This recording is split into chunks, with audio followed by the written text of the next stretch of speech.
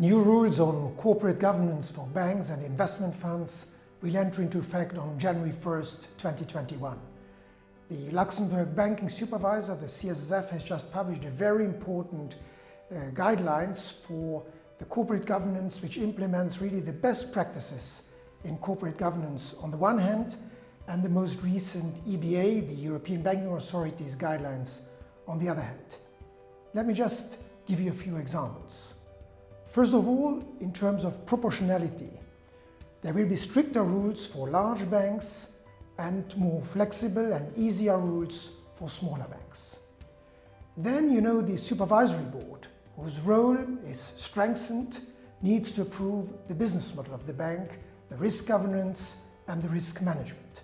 But when talking about the business model, the new circular speaks about a sustainable business model that needs to take into account the ESG risks and criteria.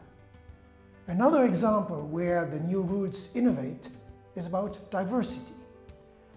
The new guidelines, the new circular letter, clearly speaks then when appointing or providing for the succession of supervisory board members and authorized management, you need to take into account age, gender, geographical origin, educational background, experience.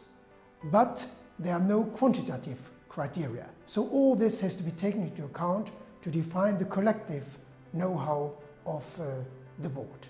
And the last example is independence. In the future, smaller banks need to have at least one independent board member. Larger banks, a sufficient number of independent board members. And in the context of board risk committees of significant bank, the majority of the members need to be independent members. For investment firms, a new circular letter came into effect, no longer 12552, but a new one, but more or less it covers the same topics with a little bit more flexibility adaptation in light of the activities of the investment firms.